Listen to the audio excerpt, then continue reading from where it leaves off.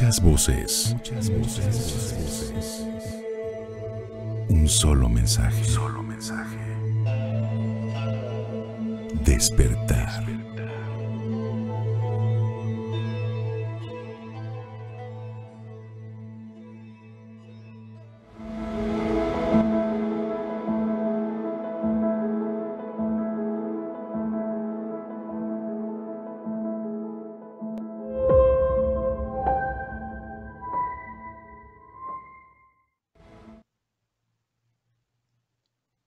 Muy buenos días, amigos de OMS Radio. Agradezco la oportunidad que me brindan de ingresar una vez más a sus hogares con el fin de compartir las reflexiones que venimos haciendo respecto a la pandemia del COVID-19. El día de hoy quiero hablar con ustedes respecto a un tema que está en el orden del día en todo el mundo y que tiene que ver con este retorno a la nueva normalidad, del cual debemos desde ya tener presente y estar atento a lo que está ocurriendo en el mundo entero, para de ahí desprender lecciones que inmediatamente hemos de aplicar a nuestro país, a nuestro estado y a nuestra ciudad, a fin de poder transitar de la mejor manera hacia esa etapa que está ya presente, pero que en el futuro se vislumbra como una etapa difícil y, sobre todo, llena de incertidumbres. Quiero iniciar esta reflexión aportando algunos datos que la Universidad Johns Hopkins nos brinda al día de hoy respecto a el número de contagiados que hay en todo el mundo, en particular contagiados por países, y del número de muertos que en cada uno de estos países se han ido acumulando y en general en el mundo. Empezaría por la cifra más, la primera cifra, pues. Esta cifra nos habla de que al día de hoy hay un total de confirmados en todo el mundo de 8.199.838 casos. De esos, desafortunadamente, han muerto 444.368 personas. Podemos ver en ese sentido que el índice de letalidad no es tan grave como podría pensarse al principio de esta pandemia, aunque no deja de ser triste y nos debe de preocupar el número de muertos que se han acumulado. Bien, quisiera yo señalar 6 casos que me parecen emblemáticos y que pueden servir para esta reflexión que comparto el día de hoy con ustedes. El primer país del que hay que hablar, por supuesto, es de Estados Unidos, y esto es así porque es el país que con mucho encabeza el número de contagiados y de muertos en el mundo. Al día de hoy, Estados Unidos acumula 2.137.731 casos confirmados, de los cuales han muerto 116.963 personas. Repito, con mucho este país es el que va en primer lugar, tanto en el número de contagiados como en el número de muertos. En segundo lugar, voy a hablar de Brasil, que en la lista total desafortunadamente tiene el nada honroso tercer lugar de contagiados y de muertos. Brasil, al día de hoy, acumula 923.189 casos, de los cuales 45.241 han fallecido. Y en nuestro continente americano, en Sudamérica en particular, quiero mencionar el caso de Chile, que al día de hoy acumula 184.449 casos confirmados, de los cuales 3.388 personas han fallecido. Quiero señalar esto en particular. Noto que hay un común denominador entre las políticas que se han seguido en Estados Unidos, en Brasil y en Chile. Políticas impulsadas por sus propios presidentes y que han consistido básicamente en que desde un principio de la pandemia, en esos países los gobernantes habrían subestimado la la pandemia. En los dos primeros casos, Estados Unidos y Brasil, sus presidentes se las habrían pasado durante mucho tiempo negando la existencia del virus o bien minimizándolo al grado de pensar que era una gripita. Todavía en el país sudamericano, el gobernante sigue insistiendo en esto, en que se exagera y que no pasa de ser una gripita.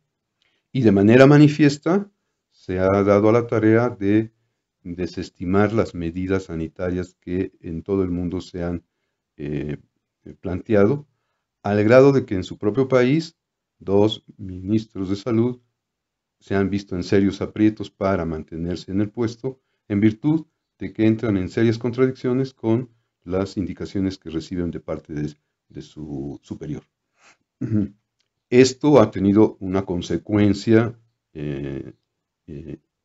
indiscutible en el incremento de los contagios y en el incremento de los muertos. Y aún así, seguimos escuchando que estos gobernantes no terminan de aceptar la realidad y las más de las veces se han dado a la tarea de estar buscando en otros lugares las razones que han llevado a sus países a estar en esta circunstancia. Chile es un país que, al igual que estos dos primeros, también se habría caracterizado porque su gobernante habría estado insistiendo en la necesaria recuperación económica y en ese sentido habría dejado en segundo término las medidas de contingencia y de confinamiento, y el resultado de esto es que al día de hoy la pandemia se ha disparado extraordinariamente y amanecemos hoy con la noticia de que ahora sí van a promover un extraordinario confinamiento en el Gran Santiago porque las instalaciones sanitarias están prácticamente colapsando y, a decir de las declaraciones de las autoridades tanto sanitarias como políticas de ese país, lo peor está por venir. ¿Qué puedo encontrar en común en estos tres países?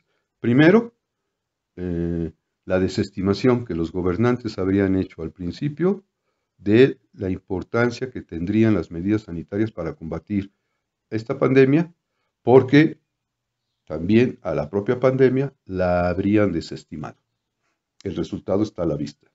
Están en una escalada de infectados, en un creciente número de muertos y en una peligrosa cercanía al colapsamiento de sus sistemas sanitarios.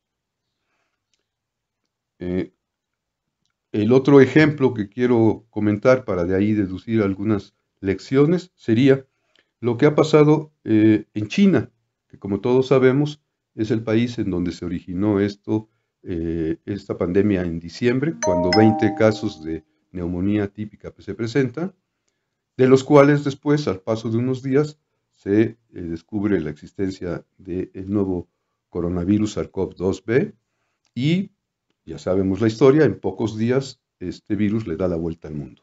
¿Qué ha pasado en China? En China, en un primer momento, tomaron todas las medidas pertinentes y radicales para confinar a la población de Wuhan, la ciudad en donde se origina esto, pero también se dieron a la tarea de establecer una serie de análisis en la población y de medidas de confinamiento y de seguridad sanitaria que al cabo de 3 meses aproximadamente los llevó a decir que ya habían superado la pandemia y habrían levantado las medidas de confinamiento y se habrían liberalizado las ciudades que habrían sido objeto de esto, particularmente Wuhan. Pero desde la semana pasada tenemos noticias que nos dicen que en Pekín, la capital de esta gran nación asiática, ha habido un nuevo rebrote, de manera que el día de hoy las autoridades sanitarias de ese país nos dicen que ese rebrote es de extrema gravedad, lo cual nos hace pensar en que estamos frente a la aparición de una segunda oleada de contagios, lo cual ha llevado a las autoridades tanto políticas como sanitarias del país, a establecer nuevamente medidas de confinamiento y medidas de extrema precaución. Y tenemos un caso que pudiera parecernos ajeno a todo esto, pero que creo que puede servirnos para las lecciones a derivar de este fenómeno. Me refiero a Nueva Zelanda. Nueva Zelanda, que tan solo ha presentado 1.506 casos de contagio y tan solo 22 muertos, afortunadamente. La semana pasada declaraban felices sus autoridades que esto ya había superado, que ya no tenían nuevos casos, nuevos contagios, y por lo tanto se levantaban las medidas de contingencia. Tan solo unos días después, amanecemos el día de hoy con la noticia de que incluso en ese país se ha tenido que reconsiderar esto porque empiezan a haber nuevos brotes.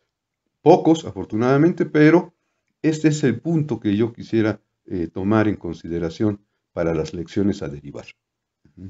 Porque incluso en ese país tan alejado del resto de los demás países del mundo, aislado prácticamente, y que ese aislamiento les habría beneficiado para afrontar de mejor manera esta pandemia, tan luego se confían y llegan a considerar que el peligro ha pasado, laxan sus medidas de protección y el resultado está a la vista, aunque afortunadamente para ellos es algo que se puede todavía controlar con relativa facilidad. Bien, llegamos a México.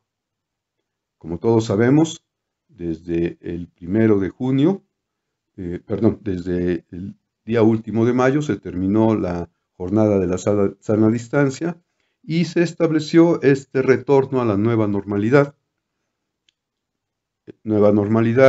que ahora está siendo signada por la determinación de los semáforos en la República. Semáforos rojos, semáforos naranjas, semáforos amarillos, semáforos verdes. Empezamos el 1 de junio con todo el mapa de la República en rojo. Esto querría decir que prácticamente no habría mayores cambios en relación al periodo de la sana distancia, pero tan solo una semana después, es decir, la que está corriendo, varios estados fueron declarados por las autoridades sanitarias centrales del país como estados en los que podría ya considerarse la presencia del semáforo anaranjado, lo cual daría pie a una reactivación paulatina y cuidadosa, en donde se daría paso a actividades económicas, sobre todo, que no siendo esenciales, son necesarias para la reactivación. Y entonces empezamos a marchar en esa dirección. Por supuesto que todos estamos de acuerdo en la imperiosa necesidad de reactivar la economía, porque esta ha sido seriamente golpeada por la pandemia, pero al mismo tiempo este golpeo a la economía está golpeando a la población. En este momento el mundo entero se encuentra entonces frente a la disyuntiva, ¿sí?, de reactivarse económicamente y corriendo siempre el riesgo de que dicha reactivación pudiera provocar la tan temible segunda ola de contagios. No necesariamente tiene que ser así, y esa sería tal vez la primera lección a extraer. Sin embargo, no necesariamente tendría que ser así, depende única y exclusivamente del comportamiento que los ciudadanos debemos de estar observando en este proceso de reactivación. ¿Sí? Y es por eso que yo traigo los ejemplos de estos otros países, porque algo que yo quiero compartir con ustedes es esta, creo, lección que ya debemos de considerarla como tal, que diría, sí a la reactivación económica, no al relajamiento sanitario. Sí a la reactivación de otros órdenes de la vida social y cultural, pero no olvidemos las medidas sanitarias que se nos han establecido, porque eso puede llevarnos a crear condiciones para un segundo rebrote de la epidemia, y entonces la tan deseada reactivación económica no solo no podría darse en los tiempos y en los términos que se han planteado, sino que pudiera provocar un nuevo desenlace, un nuevo debacle de las economías en los países y por ende una prolongación de esta situación que estamos viviendo actualmente. Reactivación económica sí, reafirmación de medidas sanitarias también. No se trata de que ahora, a la luz de que hay que reactivar nuestras economías, nos olvidemos de lo que hemos vivido todo el mundo en estos últimos 6 meses. Creo que en ese sentido también tendremos que considerar como una lección, tal vez todavía no del todo digerida, aprendida, porque seguramente la pandemia nos va a estar dando más elementos que nos enseñen al respecto. Sin embargo, a estas alturas, sin duda alguna debemos de considerar que algo que ya no va a poder ser como antes es esa llamada normalidad. Porque este virus, como nos lo están diciendo los expertos sanitarios de todo el mundo, llegó para quedarse. Y no podemos ingenuamente creer que hay una fecha próxima en que este virus desaparezca. Si al día de hoy hay 8.199.838 casos confirmados, es de esperarse que esta cifra vaya disminuyendo. Es de esperarse, es de desearse que sea así. Sin embargo, por todos estos casos confirmados, seguramente que en el mundo andan circulando otros tantos casos de personas que estarán infectados en fase asintomática y por lo tanto andan circulando con el gran riesgo de estar propagando dicho virus. No hay fecha de caducidad para esto. Por lo tanto, este retorno creo yo que debemos de empezar a considerarlo no como un retorno a la nueva normalidad, sino como la apertura de una nueva cotidianidad. Cotidianidad en donde entonces tendremos que hacer nuestros una serie de hábitos, una serie de medidas que habríamos creído que serían solamente para un periodo determinado.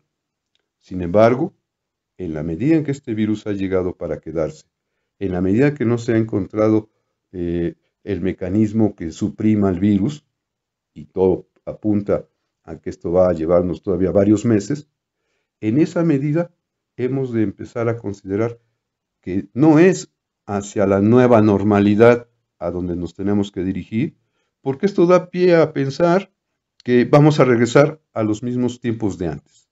No, sin duda que la pandemia nos está dejando muchas lecciones, no solo sobre el tema sanitario, sino nos está dejando también lecciones sobre muchísimas desigualdades que el mundo está viviendo desde hace mucho tiempo y que ahora han hecho crisis. Desigualdades económicas que tienen a muchos países padeciendo la pandemia por el hecho mismo de no tener la infraestructura sanitaria adecuada. Desigualdades de oportunidades laborales, desigualdades raciales que han generado en los últimos tiempos una serie de protestas como llevábamos muchos años de no observar, y en fin, desigualdades de clases sociales que son las que pueden explicar esta situación que estamos viviendo, en donde a pesar de haber tanta riqueza en el mundo, estamos padeciendo ante este tipo de situaciones sanitarias. ¿Dónde está toda esa riqueza acumulada? ¿Quién la está administrando y con qué fines?